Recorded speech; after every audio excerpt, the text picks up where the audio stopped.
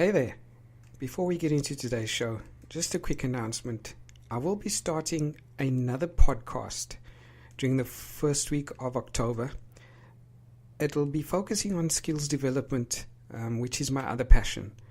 So stay tuned to the show in subsequent weeks, next week basically, to learn more about that show. And if you're interested in that type of thing, you could head over to the other podcasts as well. But stay tuned. Back to today's show. Back to Cult Life.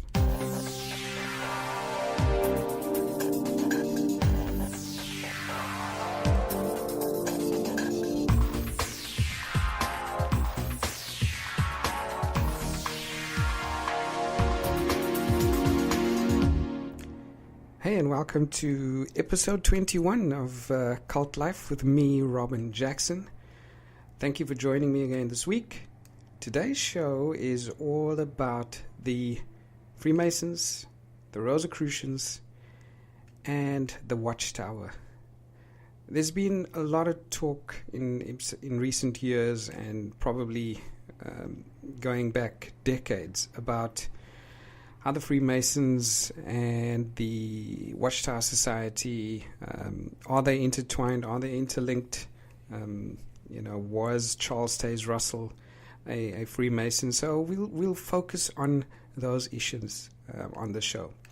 I recently started watching a show on Netflix, which is called Inside the Freemasons. It's a 5-part documentary series where the makers were given access inside, especially the Grand Lodge of England, where they, and it has unique footage of various rooms, some of the symbols and the tools of Freemasonry. Now, Freemasons have been accused of everything from conducting underground satanic rituals to masterminding a worldwide conspiracy for planetary domination, and a lot of conspiracy theories abound. The order's members, which have included the likes of John Wayne, Sir Isaac Newton, and so forth, and some of the world's most popular entertainers, and 25 of the US presidents.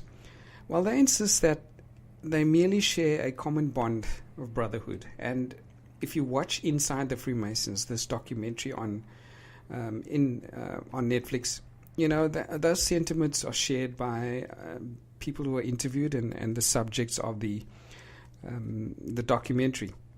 So they share this common bond. They share this worldwide pledge to live their lives in accordance with principles of morality, charity, and loyalty, both to fellow Masons and to the order of the Freemasonry itself. Not only that, to the greater community as well. A former colleague of mine, a work colleague of mine, Nick Georgiades, I remember when I was doing a lot of research for my second book called Cults Are Their Work, he related his family's experience to me when his father was a Freemason.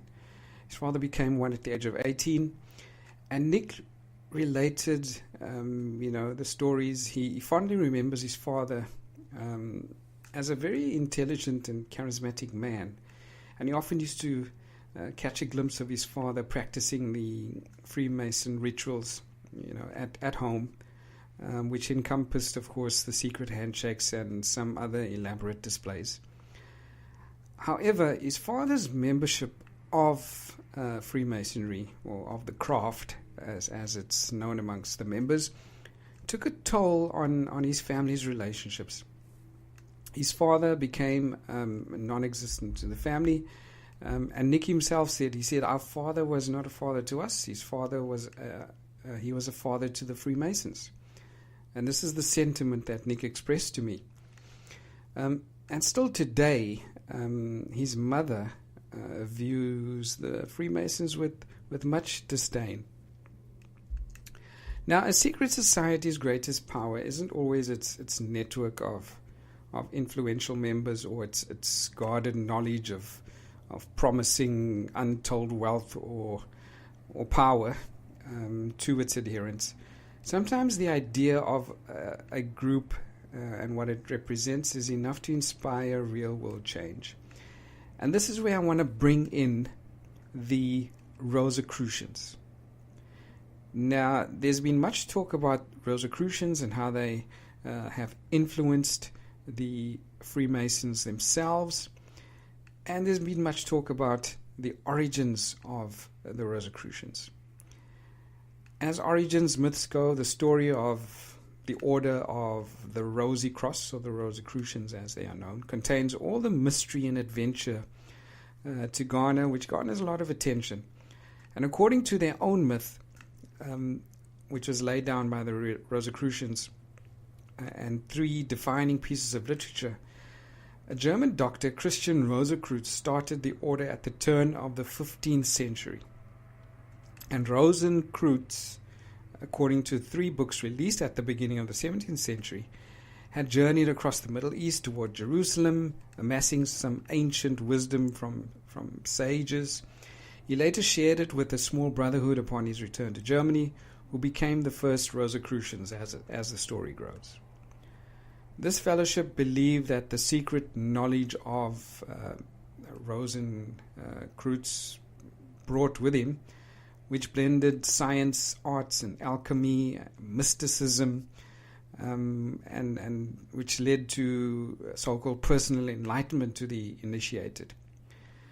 But in actual fact, scholars almost uniformly agree today that Rosicrucian only existed on the page. This was an elaborate hoax and an elaborate story that was, cocked up or cooked up by somebody and subsequently became very well known. Even the manifestos themselves go so far as to state that, they are speaking in parables. The European response to these ideas, however, was very real. We know that, Europe was ravaged by political instability and religious conflict, and the people of the 17th century latched onto a movement emphasizing scientific knowledge as a key to advancing mankind. The literature quickly spread across the whole of the continent, with Rosicrucian ideas making their way into new works, influencing any number of emerging intellectuals of the time, including Sir Francis Bacon. And I must stress here that during my discussions with Nick, he was kind enough to lend me some of the literature that he still had of his father. And two of the books that stood out for me was the Freemason Bible that I first saw with the compass and the square on the cover. And interestingly, when I looked at the front matter of the Bible, there were listed the presidents of the United States who were Freemasons. So that was an interesting read for me. Then amongst the literature as well, it was a big box that Nick gave me to study and to look at. Amongst the books was a book on the symbols of the Rosicrucians. So Freemasonry, looked at and was very heavily influenced by Rosicrucian symbology as well. But just like Christian Rosicrucian's mystic journeys, a secret brotherhood assembled under Rosy Cross during the 1600s was also a fantasy. This secret brotherhood that was supposedly assembled was a fantasy. And Francis Yates, the preeminent scholar on the subject, urged all sensible people and sensible historians to put away ideas of Rosicrucianism as a shadowy secret society, but instead arguing its definition as a looser, more fluid body of philosophical and theological thought. So Rosicrucianism emphasized the betterment of mankind through acquired knowledge, but the rise of scientific enlightenment during, as the years went along, proved that the alchemist practices and the pseudoscience that Rosicrucianism was advancing and forwarding and putting forth, it was just that. It was pseudoscience. And some of the mystical elements, people started realizing that, this was not really rooted in science and so forth. However, the Freemasons were influenced to some degree by Rosicrucianism. And this is where we get to Charles Taze Russell. There has been much talk of Charles Taze Russell being a Freemason. And this is mainly due to the use of symbology on early Watchtower publications. Symbols such as the cross and the crown, the winged sun disk, and you'll also find the Knights Templar symbol on some of the publications, especially on the Watchtower, early Watchtower magazines. And this has fueled speculation that Russell was a Freemason. Even his gravesite, many of you might know, is marked by a pyramid with the symbols on it. And this has also fueled many of the theories surrounding Russell's membership of the Freemasons. Well, was Charles Taze Russell a Freemason? Well, there has been much speculation, and one person that took the liberty and the time to actually research this was Barbara Anderson. She took the time to investigate this, and those of you who don't know Barbara Anderson, she was a member of the Jehovah's Witnesses from 1954 to around 1997. She worked at Watchtower's headquarters in Brooklyn from 1982 to 1992, where during her last 3 years there, she researched the movement's official history and did research as well as wrote a number of articles for their Awake magazine. Now, Barbara has done extensive research on issues relating to child sexual abuse within the Jehovah's Witnesses religion itself. She was probably one of the first to uncover how the Watchtower was actually hiding child sexual abuse and to uncover the degree and how bad the problem really was. She was interviewed on major television and radio programs, and she's been an outspoken critic of the witnesses and their sexual abuse policies.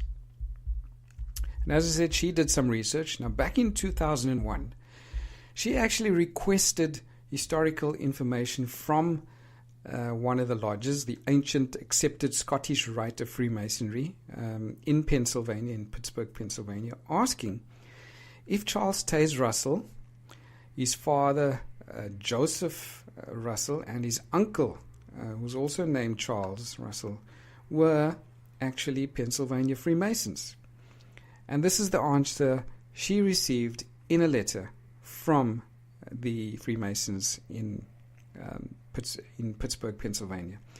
And I'll quote, it says, "After a search of our records, we determined that the three Russells were not members of our organization." In their letter, the Pittsburgh chapter recommended that she send an inquiry asking for further research into this question to the Grand Lodge of Pennsylvania located in Philadelphia. And Barbara did. So on April 27, 2001, she replied, she received this reply.